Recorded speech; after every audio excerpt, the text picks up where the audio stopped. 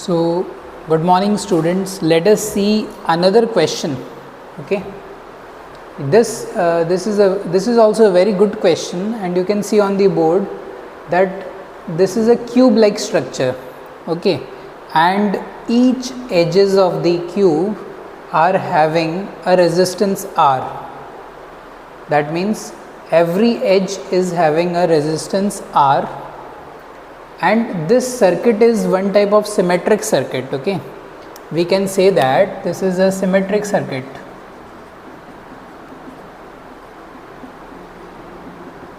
One type of symmetric circuit. Now our target is, what is our target? That we have to find out the equivalent resistance across A and H.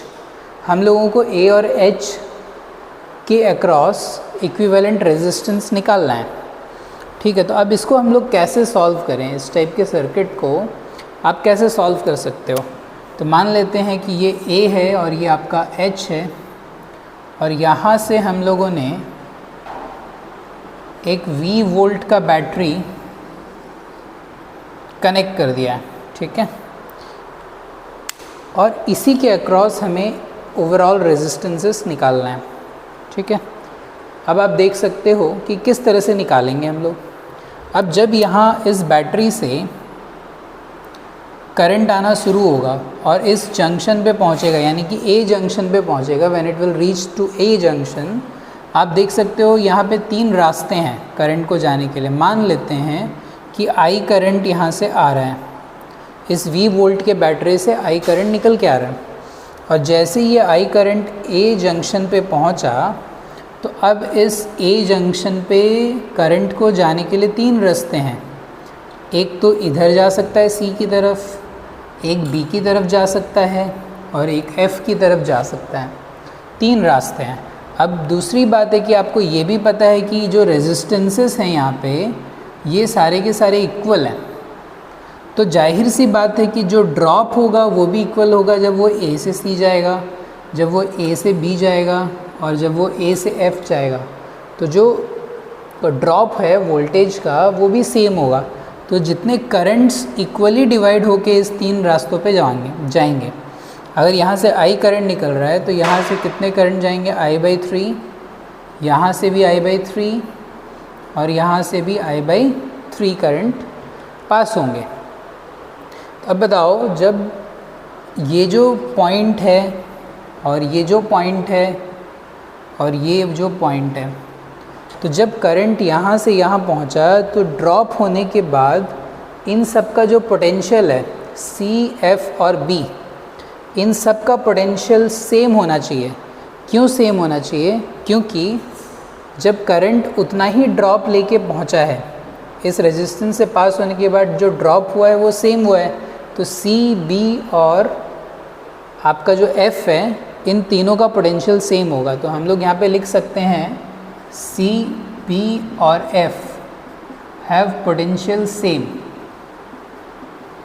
तीनों का जो potential होगा वो क्या होगा? Same होगा. अच्छा, अब देखो, ये जो करंट है ये घूम फिर के फिर H से मान लेते हैं निकला. ठीक है, यहाँ से I करंट निकला. तो अब देखो, अगर H पॉइंट पे अगर आप देखोगे तो 3 रास्तों से करंट आ सकता है. एक तो यहाँ से आ सकता है, एक यहाँ से आ सकता है, और दूसरा यहाँ से आ सकता है. तो मान लेते हैं कि इधर से भी I3 आ रहा था, I/3 आया, इधर से भी I/3 आया, और इधर से भी I/3 आया, और यहाँ पे मिल गया.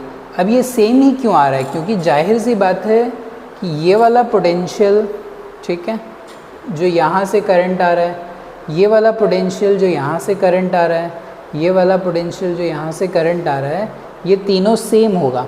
क्योंकि जितना करंट यहाँ से डिवाइड होके इन सर्किट सब में पहुँचा है, जब ये H पे पहुँचेगा तो सब उतने ही करंट कंबाइन होके फिर वापस इस बैटरी से फ्लो होंगे. क्योंकि हम लोग जानते हैं जितना करंट निकला उतना ही करंट फिर वापस एंट्री करेगा. तो यहाँ इस ब्रांच में भी और इस जंक्शन में भी तीनों I/3 करंट इन वायर्स से पहुँचेंगे.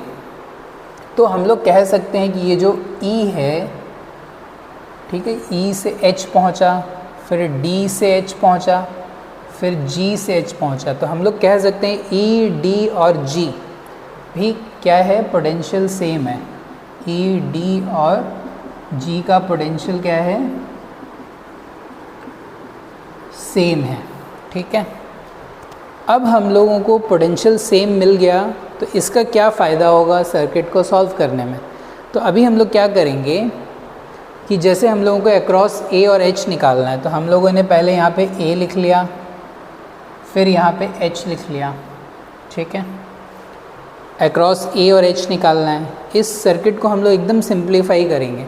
अच्छा, ये तीनों सेम पोटेंशियल पे है, तो ये सबको एक जगह लिख दो आप, दैट इज़ C, B और F लिख दो। वैसे ही EDG भी सेम पोटेंशियल पे है, तो EDG को यहाँ पे लिख दो। तो हम लोगों को सारे कॉर्नर्स मिल गए, A, C, B, F, EDG और H।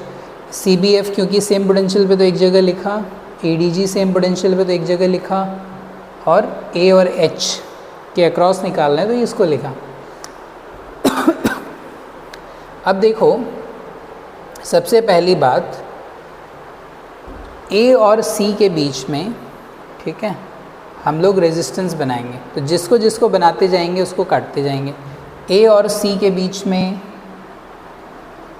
ये एक बन गया। ठीक है, तो A और C के बीच में एक हो गया। फिर A और B के बीच में, तो यहाँ से अगर आप जाओगे तो ये हो गया A और B के बीच में, है ना। फिर A और F के बीच में, तो ये हो जाएगा आपका A और F के बीच में। ठीक है, सिमिलरली H और E के बीच में अगर आप देखो, ठीक है, H और E के बीच में हम लोगों ने इसको लिख लिया, इसको लिख लिया और इसको लिख लिया, तीन अभी हम लोगों ने लिख लिया। फिर H के साथ E और H का, तो सबसे पहला E और H का हो गया। ठीक है, फिर उसके बाद H और G का देखो, तो यहाँ पे हम लोग कनेक्ट कर सकते हैं H और G। फिर आप देखो H और D, तो यहाँ पे और एक हम लोग कनेक्ट कर लिए, दैट इज़ H और D। ठीक है, अब आपस में इनका कनेक्शन अगर आप ध्यान से देखो, C और E का आपस में एक कनेक्शन है, तो C और E,